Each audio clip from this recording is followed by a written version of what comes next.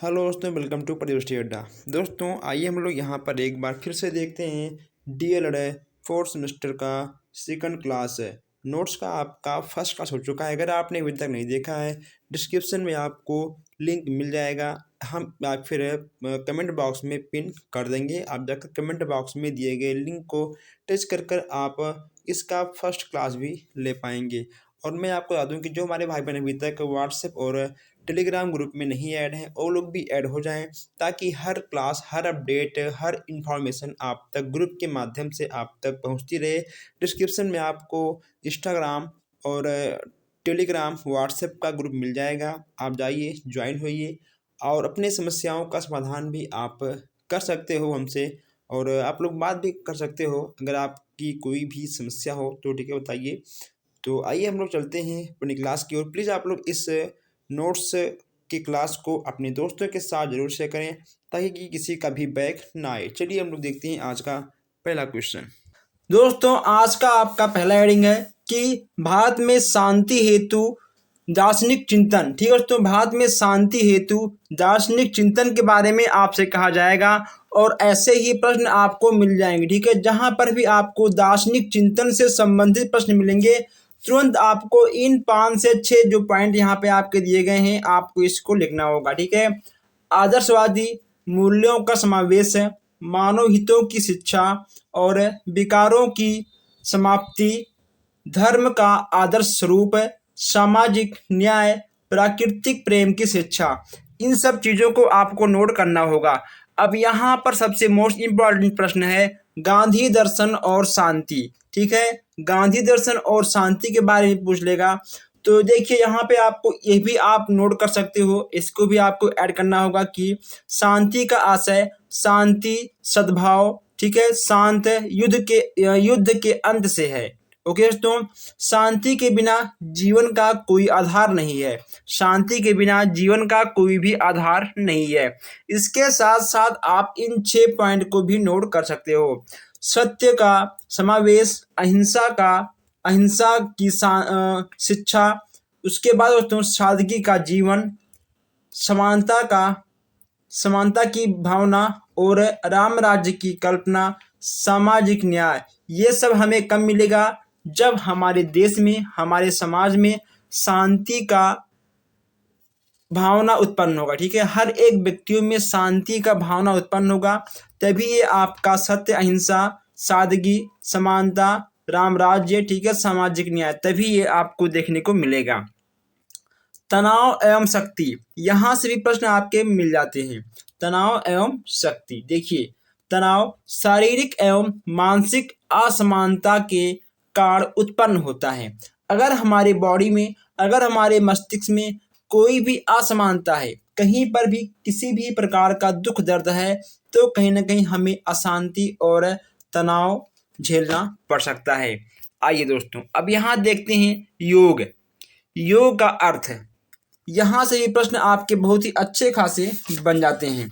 अगर हम यहाँ दोस्तों की बात करें योग की, तो योग शब्द संस्कृत के युज धातु से बना हुआ है। इसका अर्थ होता है जोड़ना। पूछेगा आपसे कि योग का अर्थ क्या होता है, तो आपको लिखना होगा योग का अर्थ होता है जोड़ना। ओके, इसमें क्या होगा? योग का अर्थ होता है आपका जोड़ना। चलिए नेक्स्ट यहाँ पे आपका है अष्टांग योग। अष्टांग योग आपका क्या होता है? ठीक है, अष्टांग योग के बारे में आप क्या जानते हैं? अष्टांग योग का अंतिम लक्ष्य क्या होता है? अष्टांग योग किसे कहते हैं? ये सब प्रश्न आपके एग्जाम में बन जाएंगे। अष्टांग योग के बारे में जानकारी दीजिए, ऐसे भी क्वेश्चंस आपके एग्जाम में बनेंगे।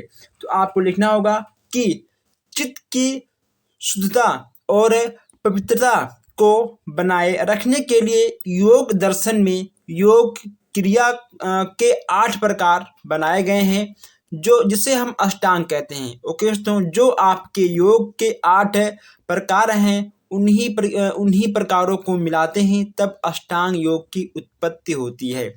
अब जब 8 योग हैं आपके, तो कौन कौन से हैं ये भी आपसे प्रश्न मिल जाएगा। ठीक है, योग के 8 अंग, योग के 8 अंग आपके कौन कौन से हैं, ये भी यहाँ पे देखने को आपको मिल जाएंगे। तो दोस्तों आप इन चीज़ों को नोट कर लीजिएगा, ठीक है। यह आपका जरूर आएगा, चाहे कुछ है या फिर ना आए। यम, नियम, आसन, प्राणायाम, प्रत्याहार, धारणा, ध्यान और समाधि। ओके दोस्तों, यम, नियम, आसन, प्राणायाम, प्रत्याहार, ध्यान और समाधि, ठीक है। आप दोस्तों इसको बहुत ही इजली तरीकों से याद भी कर सकते हो। नेक्स्ट यहाँ पे आपका है यम के प्रकार। अब देखिए यहाँ पे आपको हर एक एक का प्रकार भी देखने को मिल जाएगा।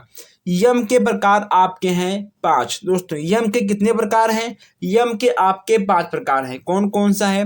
अहिंसा, सत्य, अस्तेय, ब्रह्मचर्य और परिग्रह, ठीक है दोस्तों। अब ये आपका अहिंसा क्या होता है? किसी भी प्रकार की हिंसा ना करना ही अहिंसा कहलाता है। अहिंसा क्या होता है? किसी भी प्रकार का हिंसा ना करना ही आपका अहिंसा कहलाएगा। अगर दूसरी का हम बात करें सत्य की, तो जो व्यक्ति झूठ बोलता है, सत्य नहीं बोलता है, वह आपका असत्य होगा और सत्य बोलने वाला हमेशा सत्यवादी कहलाएगा। ओके दोस्तों, इन सब चीज़ों को आप नोट कर लीजिएगा, ऐसे ही प्रश्न आपके बन जाएंगे। नेक्स्ट यहाँ पे आपका है नियम। नियम के प्रकार। अब यहाँ आपको नियम के प्रकार के बारे में बताना होगा। नियम कितने प्रकार के होते हैं? 5 प्रकार के होते हैं। यम कितने प्रकार के होते हैं? 5 प्रकार के होते हैं, ठीक है। यम के प्रकार 5, नियम के प्रकार 5 है। अभी आपके नियम के प्रकार कौन कौन से हैं? शौच है, संतोष है, तप है, ओके दोस्तों, स्वाध्याय है और ईश्वर परिधान है। ओके दोस्तों, यानी जो आपका ठीक है नियम है, जो एक दोस्तों नियम ठीक है आपके 2 प्रकार के होते हैं। जो आप सुबह का नियम, ठीक है, शाम का नियम। तो इस तरह के प्रश्न आपके देखने को मिल जाएंगे। आसन, कभी कभी ठीक है दोस्तों आपसे पूछ लेगा आसन के बारे में आप क्या समझते हैं, ठीक है। आसन, आसन से आप क्या समझते हैं? आसन के बारे में टिप्पणी करिए। आसन योग का तीसरा महत्वपूर्ण अंग है, ठीक है। आप ध्यान दीजिए, आसन योग का तीसरा महत्वपूर्ण अंग है, जिसका अर्थ है शरीर की विशेष मुद्रा में रखना, ठीक है दोस्तों। शरीर को विशेष मुद्रा में रखना वह आपका आसन के अंतर्गत आ जाएगा। आसन के मुख्य कितने प्रकार होते हैं, ये भी आपसे पूछ लेगा एग्जाम में। तो आप लोग ध्यान रखिएगा कि आसन के मुख्यतः 3 प्रकार होते हैं। कितने होते हैं? आसन के मुख्यतः आपके 3 प्रकार ही होते हैं। चलिए, बस इतना पूछेगा आपसे और नहीं पूछेगा।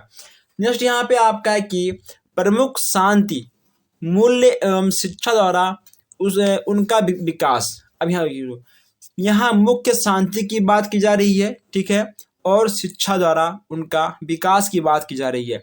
यानी अगर शांति रहे, ठीक है, तो शांति का प्रभाव शिक्षा पे क्या पड़ेगा, ओके दोस्तों। और शिक्षा के लिए शांति क्यों आवश्यक है, ये भी यहाँ पे आपको देखने को मिल जाएगा। शारीरिक मूल्य, ठीक है दोस्तों, शिक्षा का योगदान, आर्थिक मूल्य, राजनीतिक मूल्य, सामाजिक मूल्य और नैतिक मूल्य, ये आपके 6 प्रकार के हो जाएंगे। आइए अब आगे बढ़ते हैं। नेक्स्ट यहाँ पे आपका है कि मानवाधिकार। मानवाधिकार आपका हो जाएगा कि विश्व मानवाधिकार दिवस प्रत्येक वर्ष 10 दिसंबर को मनाया जाता है, ठीक है दोस्तों। भारत में 28 सितंबर 1993 से मानवाधिकार कानून पर अमल किया गया था, ओके। नेक्स्ट यहाँ पे आपका है कि 12 अक्टूबर 1993 में सरकार ने राष्ट्रीय मानवाधिकार आयोग का गठन किया था। इन तीनों पॉइंट को आपको नोट करना होगा। नेक्स्ट यहाँ पे आपका है लोकतंत्र। लोकतंत्र के कितने स्तंभ हैं? लोकतंत्र के कितने स्तंभ हैं? लोकतंत्र के कितने प्रकार हैं? लोकतंत्र के बारे में आप क्या जानते हो? लोकतंत्र के कितने भेद हैं? ऐसे प्रश्न आपको एग्जाम में देखने को मिल जाएंगे। आपको लिखना होगा कि लोकतंत्र के 4 प्रकार हैं। कितने दोस्तों यहाँ पे आपके, ठीक है, आपके हैं 4 प्रकार के। कौन कौन से हैं? आपका है न्यायपालिका, ओके दोस्तों, न्यायपालिका, कार्यपालिका, उसके बाद विधायिका और ठीक है मीडिया। ये आपके 4 प्रकार के लोकतंत्र हो जाते हैं, आप इसको लिखना होगा। नेक्स्ट यहाँ पे आपका है कि लोकतंत्र की आवश्यकता। लोकतंत्र की आवश्यकता क्यों पड़ती है? जन कल्याण की भावना उत्पन्न करने के लिए, जनता का नैतिक विकास करने के लिए, देशभक्ति का स्रोत और विश्व शांति का सामर्थ्य। ओके दोस्तों, समर्थन। उसके बाद यहाँ पे आपका देखिए होगा समानता। अगर लोकतंत्र नहीं रहेगा तो दोस्तों हर जगह कहीं ना कहीं ऊंच नीच की भावनाएं, ओके दोस्तों, गरीबी तो अमीरी, मारपीट, दंगा फसाद हर जगह हो जाएगा। इसीलिए लोकतंत्र होना बहुत ही आवश्यक है। आइए अब हम लोग आगे बढ़ते हैं। नेक्स्ट यहाँ पे आपका है वैश्वीकरण। ठीक है, वैश्वीकरण अंतरराष्ट्रीय स्तर पर अंतरराष्ट्रीय खिलाड़ियों के लिए व्यवसाय को बढ़ाने, तकनीकी वृद्धि, अर्थव्यवस्था में सुधार करने का तरीका है। उसे कहते हैं वैश्वीकरण। इसे भी आप लिख लीजिएगा। वैश्वीकरण के उद्देश्य दोस्तों आपके लिए क्या है? वैश्वीकरण क्यों होता है? वैश्वीकरण किस लिए होता है? इससे क्या लाभ है, इससे क्या हानि है? जहां तक की भी क्वेश्चंस आपके बन जाएंगे, यहाँ पर हम लगातार हर कम टाइम में आपको अधिक से अधिक देने की प्रयास कर रहे हैं। इसीलिए मैं आपसे कहता हूं कि आप लोग चैनल को सब्सक्राइब कर लीजिए और आप लोग प्लीज़ वीडियो को शेयर भी कर दीजिए। अब इसके उद्देश्य क्या हैं? आर्थिक समानता, विकास के लिए निजीकरण, उच्च जीवन स्तर, विश्व बंधुत्व की भावना, अंतरराष्ट्रीय सहयोग। ठीक है, ये आपके यहाँ पर 6 पॉइंट देखने को मिल जाएंगे। नेक्स्ट यहाँ पे आपका है कि वैश्वीकरण की आवश्यकता। ठीक है, संतुलन स्थापना के लिए, पर्यावरण संरक्षण के लिए, आर्थिक संरक्षण के लिए, तकनीकी शिक्षा के विकास के लिए, बेरोजगारी की समाप्ति के लिए। ये यहाँ पे आपको 6 पॉइंट बेशक देखने को मिल जाएंगे। नेक्स्ट यहाँ पे आपका है वैश्वीकरण के लाभ। हमने कहा नहीं आपसे प्रकार, लाभ, हानि क्यों आवश्यक है, क्या है। ठीक है, हर एक प्रश्न आपके बन जाते हैं। अब यहाँ पूछा गया है लाभ। संतुलित पर्यावरण का विकास, भय मुक्त समाज, युद्ध की समाप्ति, अंतर्राष्ट्रीय सद्भावना, समस्याओं का समाधान, सूचना तकनीक का विकास। ये भी आपको यहाँ पर देखने को मिल जाएंगे। आइए दोस्तों, नेक्स्ट यहाँ पे आपका है सतत विकास के घटक। आर्थिक घटक, दार्शनिक घटक, सामाजिक घटक, ठीक है, राजनीतिक घटक और मानवीय मूल्य। ये यहाँ पे आपको देखने को मिल जाएंगे। इसके बाद यहाँ पे आपको मिल जाएगा आवश्यकता। यहाँ पे आवश्यकता भी बताना होगा कि आखिर इसकी क्यों आवश्यकता है, क्या आवश्यकता है। संतुलित विकास, उच्च स्तरीय समक्ष मानवीय मूल्यों का विकास, समस्याओं का समाधान, आर्थिक विकास और सामाजिक विकास। ये आपके 6 पॉइंट बिल्कुल सही हो जाएंगे। नेक्स्ट यहाँ पे आपका है वातावरण कितने प्रकार के होते हैं। दोस्तों वातावरण आपके कितने प्रकार के होते हैं आप बताइए। अगर बात करें प्रकार के बारे में तो वातावरण आपके 2 प्रकार के होते हैं। कितने होते हैं? वातावरण आपके 2 प्रकार के होते हैं। पहला आपका होगा आंतरिक और दूसरा देखिए आपका होगा बाह्य। आंतरिक वातावरण और बाह्य वातावरण ये यहाँ पे आपको देखने को मिल जाएगा। अगर बात करें आंतरिक की तो आंतरिक के अंतर्गत आपका भौतिक, सामाजिक, आर्थिक और ठीक है सांस्कृतिक। ये आंतरिक के अंतर्गत आपके 4 पॉइंट देखने को आपको मिल जाएंगे। ओके दोस्तों, तो अक्सर आपसे पूछ लेगा कि वातावरण के प्रकार, तो आपके आंतरिक वातावरण और बाह्य वातावरण। जो हमारे भाई बहन नए हैं वो लोग भी चैनल को सब्सक्राइब कर लें और जो सब्सक्राइब कर चुके हैं उनका फर्ज है वीडियो को अपने दोस्तों तक शेयर करना। अगर आपको किसी भी क्वेश्चन में किसी भी प्रकार का डाउट होता है तो आप हमसे बेहिचक कमेंट बॉक्स में कमेंट करके पूछ सकते हैं। तो दोस्तों बस आज के लिए इतना ही, मिलते हैं फिर आपसे नेक्स्ट क्लास में। धन्यवाद।